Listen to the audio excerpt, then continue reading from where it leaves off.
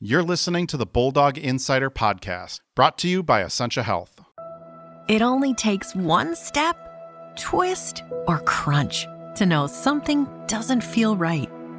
Essentia Health's orthopedic and sports medicine team gets you back to doing what you love with commitment, resilience, intention. We're here to keep you moving forward. Visit essentiahealth.org to learn more about orthopedics and sports medicine, like nowhere else.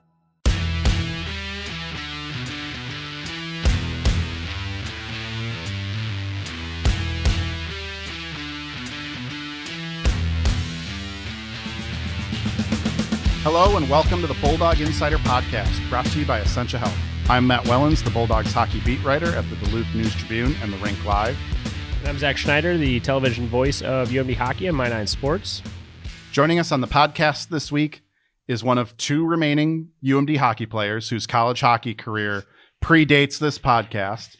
Bulldog Insider Podcast, we're in our 5th season. She's in her 6th season with the UMD women's hockey team. Welcome back to the podcast, 6th-year senior forward, Naomi Rogge. Thanks for having me. It's crazy to think that I've outlived this one so far. Yeah, this didn't even exist. This podcast didn't exist when you started your career with the Bulldogs. So, as I mentioned, you're one of two Bulldogs who predates this podcast. We had the other, Ashton Bell, on here to start the season. But she skipped an entire year of college. I forget what she was doing. Some study abroad program. Yeah, her path was a little different than mine. Yeah, a little different. We won't get into details. But Naomi, you've been in school now for 6 years. Yep. I pulled up. I wanted to double check the quote. Have you seen Tommy Boy? So you don't know no one's dropped the quote on you. The Chris Farley quote. He goes to David Spade in the movie. You know. Yeah, I graduated college after 7 years. And a lot of people go to college for 7 years. Yeah, they're called doctors. Thank you, Zach. Yeah, thank you. You got to get the Tommy Boy quote. I had it yesterday. I should have wrote it in the script, and I didn't. You should watch that movie, Naomi. Good to know. You should watch Tommy Boy. I'm surprised people haven't dropped that line on you this entire season yet. Maybe if you came back for a 7th year. Maybe. Take us through the day in the life of a 6th-year college student, a student athlete. Yeah. What's it like for you in school at this point? Right now, I wake up, go to practice and work out, do a little treatment after, a little recovery. And then after that, I go home, make lunch, and then head to school. I have 2 classes right now, working on finishing up my courses. They're called the core classes in my master's program.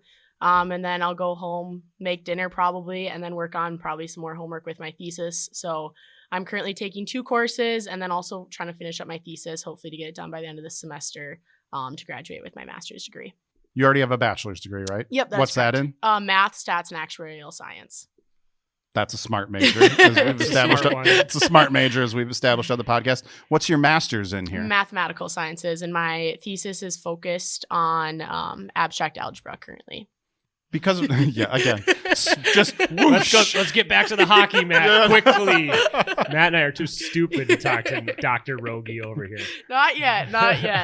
How close are you to a doctorate? I think it would be like a 3 to 5 year program, depending on how far along my thesis gets developed.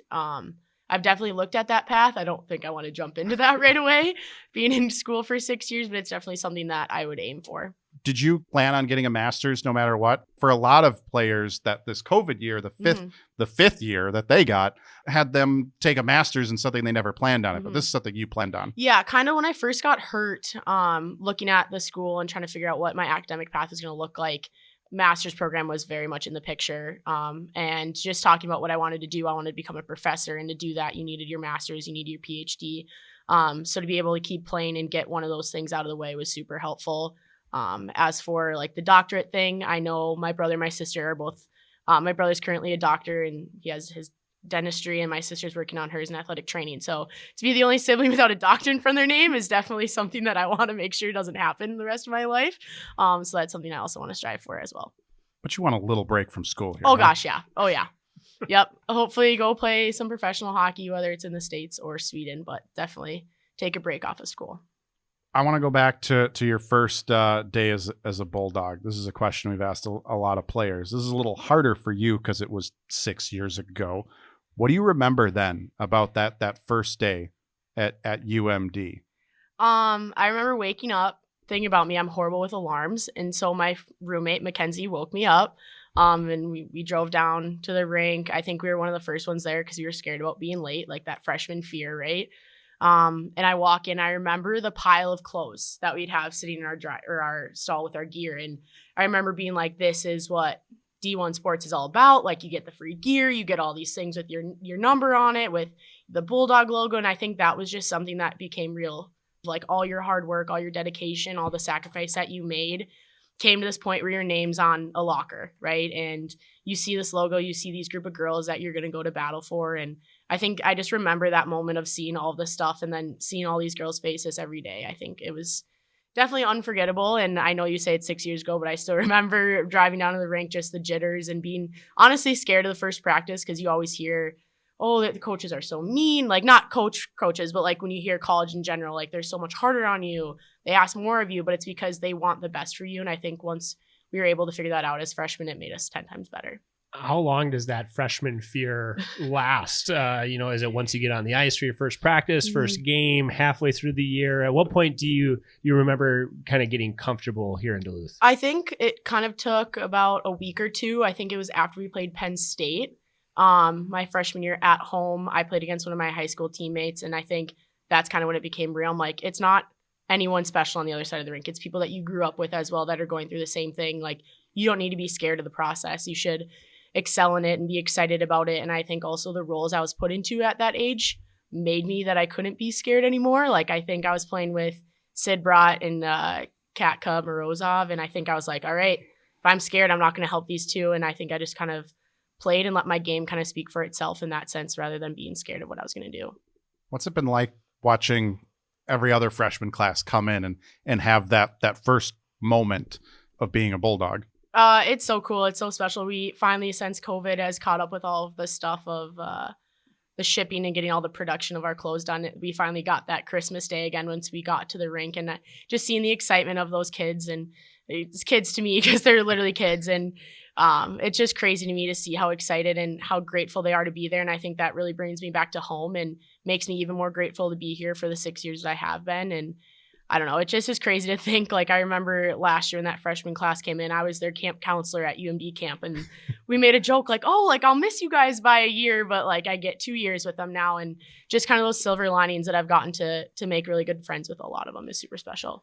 For you and Ashton to be in a sixth year and to have said goodbye to a lot of the people that came in with you two as freshmen, but probably adopted more into that fifth year class with the other 5-year players now as kind of the senior group. What's it been like, I mean, to get 6 years where, we talk to a lot of players after 4 years, they're saying goodbye to their best friends and saying goodbye to a lot of them to the best years of their hockey playing careers. And to have that extended and to have what's happened over the last couple of years and what's hopefully yet to happen this season kind of be the exclamation point on it. Yeah, I'm extremely grateful. I think when I was going through the injury, I probably wasn't as grateful as now I am. To experience all these memories and to think like 2 Frozen Fours and to see where my freshman year team is to now and what we've built as a group. I don't ever forget that. I don't forget the work that all those girls put in. And honestly, I'm playing for those group that don't get the opportunity that Ash and I have, like Rev, Kleiner. Even Kleiner was an amazing player for this program, and she really set the standard for what Bulldog hockey is about. And I think, if anything, we're not missing them. We're playing for them and making sure that what we've built isn't going to stop with our class, and we're passing it on to that fifth year class as well as the seniors and anyone else that comes below us. I think that's something that's super important to us, is making sure that what we built doesn't stop from when we leave. You mentioned the kids on the team, and you're at that point where, like, you remember some of these freshmen and sophomores as kids at your camps. What's that dynamic like on the team? Like, we had Jiggy and Kleiner on here last year, and they were like preparing for weddings last season, while they have freshmen and sophomore teammates younger than them who are like just getting into dating and stuff like that. Just vast different spots where people are in their life. What's that dynamic like on a hockey team like this? I think we are good at separating it. I don't think we worry too much about age. Everyone hangs out with each other. I hang out with the sophomores a ton. We play games, we hang out, and even the freshmen, we make sure that they're all taken care of. We ask if they need rides. Ash and I even are doing kind of the 6-year thing where we take each class out on a date. So we go to a different restaurant in Duluth and just get to know them. And the freshmen are up this week, so it's kind of exciting to just sit down and get to know them. And we don't really focus too much on grades because everyone's a person. Age is but a number to some of us. Granted, we are at different points in our life, but I think if anything, that's a way to learn and to be youthful in yourself is what we learned from them. And from us, they probably learn how to cook maybe here and there and just kind of relax and enjoy everything, I think is something that we try to pass on. We've actually heard from a number of the younger ones who came in during COVID that learning to cook was something they figured out like right away. Yep. Because they didn't have meals ready for them all the time. Tanner Latterroot also mentioned, I think the thing he said the hardest part was staying up late. Tanner was definitely gravitating towards the Zach and I level of not pulling the all-nighters and stuff. I love this. You said taking the class, you and Ashton taking the classes out on dates. This is you guys kind of passing on your Duluth knowledge here to the next groups, right? Well, actually, Ash and I, of the 4 dates that we've gone on so far, we have made sure it's been somewhere where either one of us haven't been yet. So Ash and I started off just me and her going out, and we went to Va Bene and sat like underneath where it overlooks the lake walk. We've never actually like sat inside. We've always done takeout, so that was kind of different for us. I was gonna say you've been in Duluth for 5 years. I know. And hadn't been to Va Bene. That's a bad red to say, flag. yeah. But at least as long as you've been there, it was COVID for a couple years too. So. We took the seniors, so Manon and Stewie, to Sir Ben's. I've never been there. I know that sounds yeah. Where did you? I love Sir Ben's. I'm a Tav through and through person. Where else? I'm trying to think where else. I've never been to Vanilla Bean. We took the 5th years to Vanilla Bean for breakfast. Great spot. And then the sophomores, we usually get OMC catered in, but never went there and sat down and ate. So that's where we took them. The freshmen, we're still trying to figure out. They want to go to Olive Garden, like something so basic. And we're like, no, we got to do a little bit something more fun, try to show them more of a Duluth spot. But I know another thing on our list is Apostle on top of the Radisson. I know we want to go there. I know it's a little higher end, but definitely something that we need to experience before we leave. All right, we're gonna talk restaurants in Duluth later in this podcast. At least she's gone now. Without these dating things, it wouldn't have been very good for Naomi to be the Duluth tour guide. No, but now she qualifies. Yes, okay. Yes. Going back to the fall of 2017, this is a very different program when you and Ashton got here at the time. It was coming off the NCAA tournament appearance, but it was kind of the start of a rebuild under, Maura Crowell and Laura Bellamy. I think your class was probably their first, group of players that they recruited and brought in. How would you compare the state of the program from then to now? And did you expect to be part of a national championship contender way back then? Or maybe it was something like, I think you've already said you're kind of playing for players that didn't get to stick around to this point. Yeah, I think that gives me chills just to think about like where we've been. But I remember the message that Coach and Lou said to me on my visits and what their expectations were for this program and that they wanted to get back to this spot. And I had full trust in them and what they were going to build. And once I kept seeing all the people post about the commitments and who they're bringing in and the type of players that I grew up playing alongside. And I think once I saw that, I kept believing more and more. And I knew what our coaches had for us planned. And I think also to think about, I was that first recruiting class that they brought in. So it's hard to put together a team that you may not have the playing style that you fully want. And I just remember my freshman year, we lost actually in the WCHA playoffs at home in game 3 against Bemidji. And that was our season. I didn't understand fully at first kind of what the whole playoff thing looked like. And I think after that, I knew that's never happening again. We're never losing at home, especially in playoffs. And I think from there on, we made sure that didn't happen. And I know that left a sour taste in our mouths, a lot of us freshmen, as well as all the other people who they experienced the NCAA. And to go from experiencing NCAAs to losing at home, I think that really also left a sour taste in their mouth, and they made sure that didn't happen anymore. And that group also led us to where we needed to be to get back here. And the leadership that Sid Brott had and how that impacted us was super important as well. And she led us to make sure that we'd get back to that spot that she was at. You committed to UMD, what? That was spring or summer of 2015? Oh gosh. It would have been like the month or two before my junior season. So 2015 sounds so right. it was only a couple months into Maura and Laura's tenure as coach of the Bulldogs. Yeah, I remember my high school coach sitting me down and was like, "Hey, I know you want to stay close to home. I think there's a perfect program for you now. They've already reached out, and I think you need to go up and visit." And the second I stepped on campus, I knew, like, without a doubt, where I was going. What was it about those two, though, that sold you? Or maybe you went into the mindset of recruiting, and I think this is actually positive for student athletes. Coaching changes happen all the time for various reasons. What sold you on UMD? Was it the campus? Was it the coaching staff? How did you approach your recruiting process? I think it was super important for me. Coach was a female head coach, and I think having females to look up to and that are also empowering you is super important for me. To come from a sport that was mostly male dominated to seeing our staff of all females and very powerful females that I look up to every day, I think was super cool. I know you said coaches changes. Coach signed her contract extension, I think, right after my freshman year or sophomore year, somewhere in there. So I knew I was going to have her my whole time here. And I think that was super important for me too. And also just like the facilities that we have and knowing that we're the D1 sport on campus and how much pride you would take in that and how much you want to make sure that you're representing the Bulldogs well. And just the campus in general, they had the program that I wanted to go into. The nature, I think, is something that's super important for me. And it just is such a pretty town. I don't think you could have this anywhere else. You mentioned that freshman year when Maura Crowell was still kind of putting the team together in that rebuild, so to speak, stage of the program. At what point did you feel a shift in the waters a little bit? Because when you came in, when you played Minnesota, Wisconsin, not so much Ohio State at that time, they kind of came along at the same timeline. But whenever you played those upper echelon teams, as a freshman, it felt like it would be a huge upset for UMD to win, right? It wasn't impossible, but you were certainly the underdog. And now, fast forward, the expectations are obviously much higher, especially given what's happened. At what point did you feel it as players in like year 2, year 3, to where you were kind of getting toward the area that coach and the program kept talking about? This is where we're working toward. Did you feel that over your time here? Absolutely. And I think if anything, you talk about those years where we were the underdogs, the losses didn't sit any better with us, right? And I think that's what was super important to us, is that it didn't matter if we were supposed to win or not.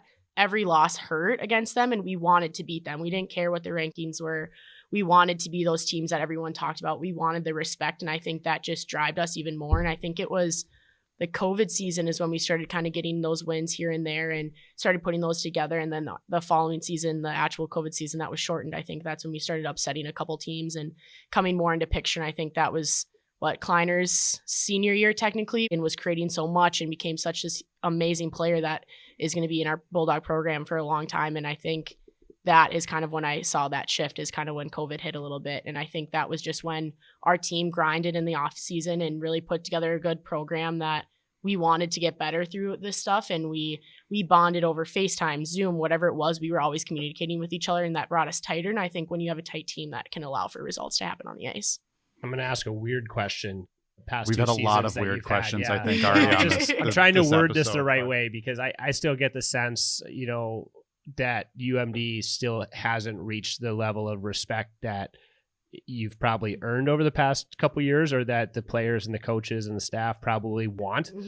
Is that evident in the locker room this year, that you're still playing a little bit with that chip on your shoulder that you've had pretty much your entire 6 years? Because it doesn't feel like you should have to prove anything else, but it feels like this is kind of a prove it season for a lot of the people in that locker room.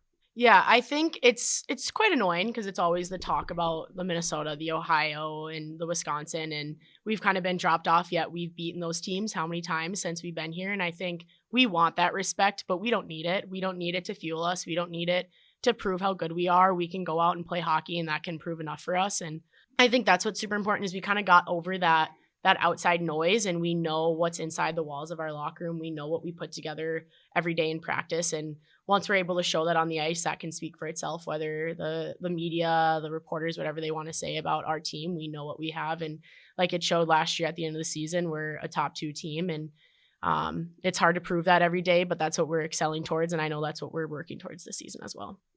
All right. So before we take a break, we're gonna do like 2 games basically on this podcast this week. Because Rogge's been here for 6 years, so we get to play multiple games on it. The first one is I want to see how far back you remember to your freshman year. I got a variety of questions. The first one I hope is easy. Who led the Bulldogs in scoring your freshman year? And You're really making me say that. Actually, I should. You know, we should. Zach, did you actually look up any of these answers ahead of time? I did not, but this one I know just because it's a fact that we have on the broadcast about Naomi Rogge. So I will let her answer, but she clearly knows what the answer is. Who led the Bulldogs in scoring your freshman season? I know it was me, but it was not along without any help from Ashton and Sid as my line mates. That's for sure. If you look at who I was playing with, I just had to pass the puck to them, and they did a lot of the work. Ashton Bell was a forward when you started here. Yes. I Let me tell you, remember when she came to the locker room crying, they're putting me at D. And I was Wait. Wait. You got to tell us this story. Yeah. We were having our end of the year meetings, and I think it was kind of the first year that they thought that she could really excel at defense. And obviously she's an amazing player, right? And I remember they transitioned her back and they told her in their meeting, and I was up next or just in the locker room, and she looks at me. I'm like, what's wrong? She's like, they're moving me back to D. I was like, don't they know, like, we can't play without each other? Like, we're going to have to time our changes, like, make sure we're on the ice together, like, all of that. We were just, like, I was crying because, like, she's all I'd known as a line mate. I played with her, I'm pretty sure, at least 80% of my games my first 2 years. And so to think about, like, that person that was so close to you and you knew anytime they moved what they were doing, to go back to D was kind of a little shock, but she made a life for it now. So they obviously know what they're doing. Yeah, they know what they're doing. Yeah. Zach, I hope you know this question. What local TV station did Zach Schneider work for? Oh my gosh. When you were a freshman? And I got multiple choice here. Yeah. Yeah, because that'll help. There's only 3 of them. Yeah. Is the multiple choice all 3? Well, there's technically 4 stations in the market. But, well, yeah.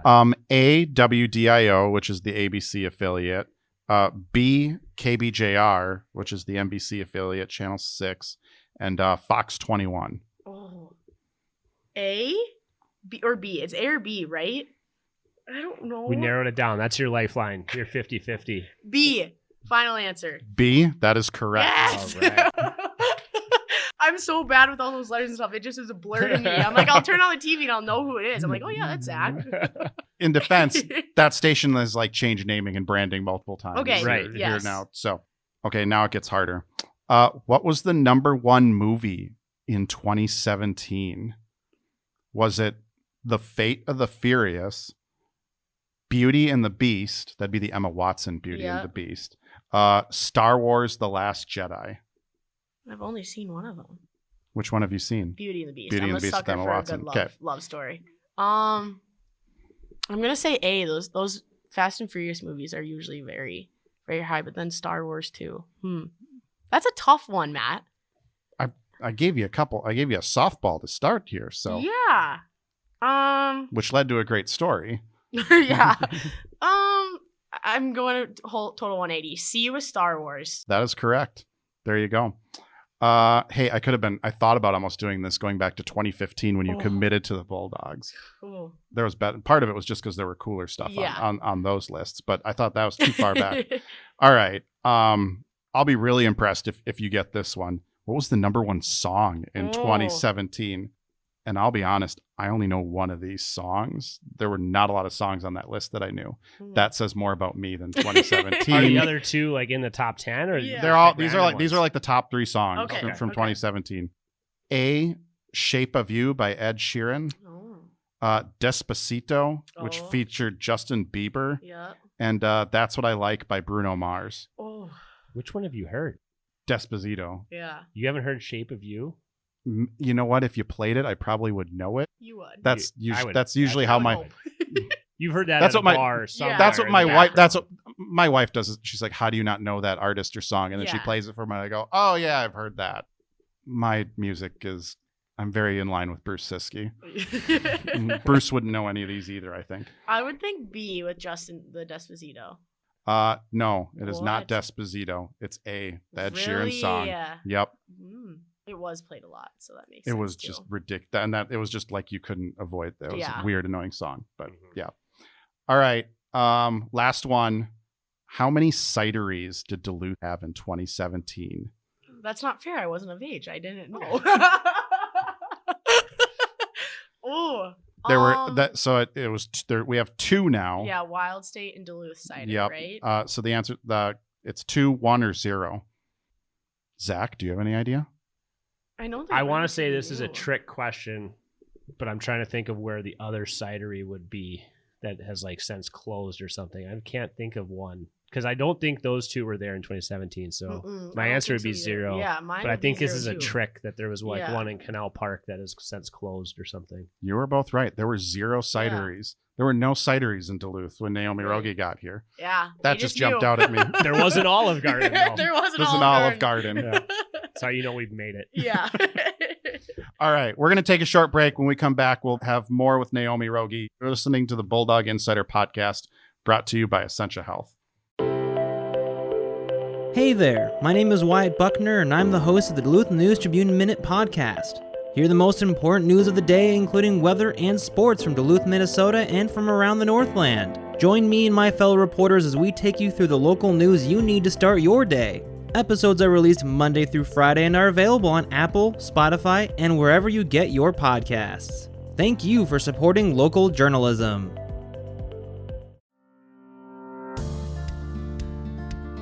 Hi, I'm Maria Lockwood, a reporter with the Superior Telegram. Explore Superior and Douglas County history with me on Archive Dive, a monthly podcast available at superiortelegram.com or wherever you listen to podcasts. Welcome back to the Bulldog Insider Podcast, brought to you by Essentia Health Orthopedics and Sports Medicine. They're proud to be the team physicians for the UMD Bulldogs and provide sports medicine care to more than 25,000 student athletes in the community to ensure they can compete at the highest level while protecting their long-term health and athletic futures. Thanks to Essentia Health for their support of the Bulldog Insider Podcast.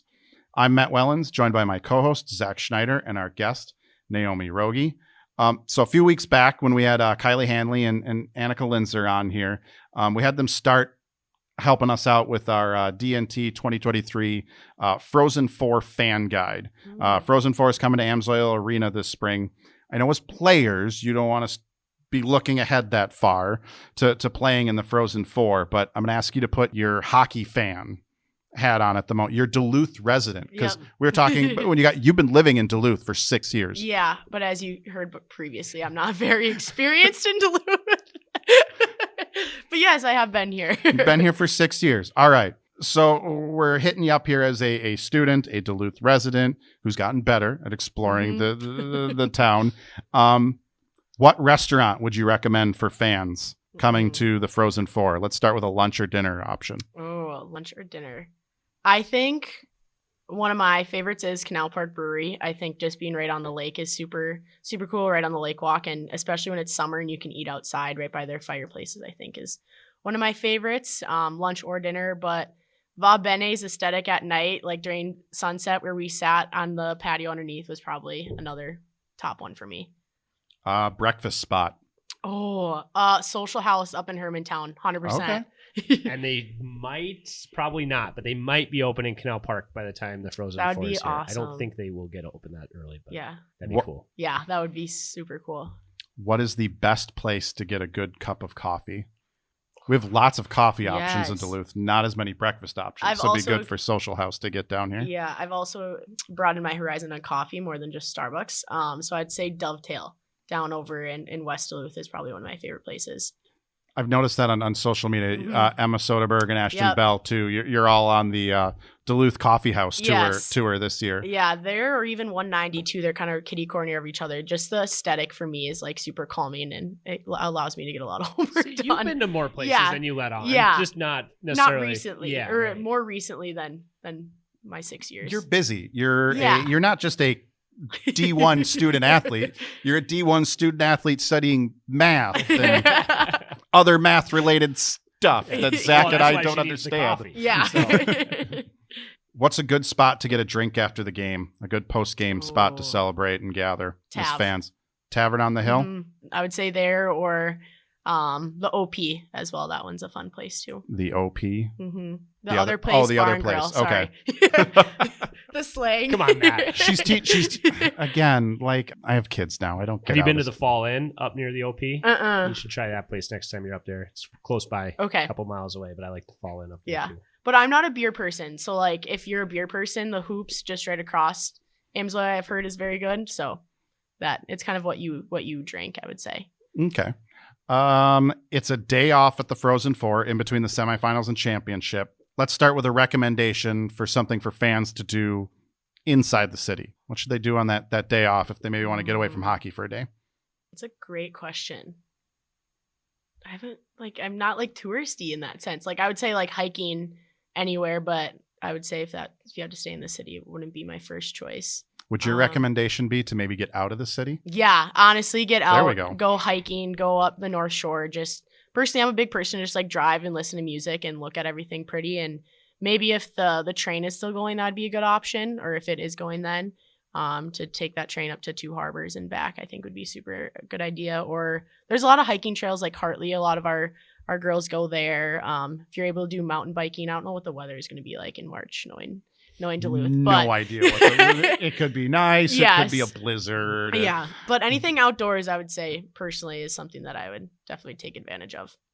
That was going to be my other question. So do you have a go-to? Do you have a favorite spot that was my next question if you wanted to get out of the city. So I love that your recommendation is get out of the city if you're going to get away from hockey for a day. Do you have a favorite spot you visited, explored, you and your teammates have explored? Yeah, we did Tateguchi Falls as a team. That was super fun. We've also done Gooseberry Falls as a team. That was actually my freshman year. We did team bonding up there. That was super fun as well. Even just like walking around Grand Marais, just seeing like the history around there is super pretty as well. And just, I don't know, I'm a big sea glass hunter, so anywhere that I could go and find sea glass is also super relaxing. Closing this out, Naomi, what is the next chapter for you? Since we actually explored this, you can't come back for a seventh year to play soccer, despite certain people that would like you to do that. Yes, hi Kelly. I actually had Abby Strong look it up. Yeah. Is it possible because Jess Convery came back for another year of college to play soccer, but nope, you have exhausted all eligibility. What is next for you after? I'm going to play professional hockey. Kind of just looking at all the options once the season's over. If I want to go over to Sweden, now maybe staying in Minnesota with the Whitecaps, but just something that's still playing the sport. I'm not ready to step away in any means, and any way that I'm still able to fight, meet new people, and do all that stuff, fight for a goal is super important for me. And being active, I just am not ready to move on, even though my body may tell me I should, but my heart is not, that's for sure. Taking a break from math, though? Oh, yeah. Yep. My brain needs a break. I'm a big reader now. If people knew me back maybe 5-6 years ago, they would not believe me. But just sitting down, relaxing, reading a book is something I also want to do and not have to worry about homework. Maybe one day we'll find you in an analytics department somewhere. Maybe. Honestly, a dream job for me would be to coach and do what our coaches do every day and share their passion through us. I think that'd be super cool as well. Coach hockey, or you're also lacrosse? You dabble in lacrosse as well. Yeah, I honestly, anything. I think sharing your passion, whatever level you played at, I think is super important. And especially being a female, you want to show them that their goals are attainable. And especially with how far all these sports have come, I think that's super important for me, no matter what sport it is. All right. We'll wrap it up there. Naomi, thanks for coming on the podcast. Thanks for having me. It's sad it's going to be the last time. Doesn't have to be. It doesn't have to be. Especially if you coach. Yeah, true. Coach somewhere, play professionally somewhere. Yeah. We bring alumni back on here now. So if you get a job in a math department somewhere, probably don't expect an invitation. Yeah, I won't expect a text or call. we could bring her on for a in-depth pairwise there you go. analysis. Pairwise analyst. Ooh. Just go complete. We need someone else to host that podcast because she'd start getting into the math, and Zach and I would be like, Just tell us the odds. All right. Bulldog Insider Podcast. You can find us on Apple Podcasts, Spotify, or wherever you get podcasts. Subscribe and rate us. Let us know if you want us to have Naomi do a deep dive breakdown of the pairwise and NCAA percentage index. If you want that math spectacular, let us know. We'll look into it. For more Bulldogs hockey coverage, visit therinklive.com and DuluthNewsTribune.com, where I provide much simpler, basic analytics of analyzing of the pairwise. What do we say? The women most likely yes, and the men maybe. The mathematical analysis that we had. Then that was as technical as we were able to get.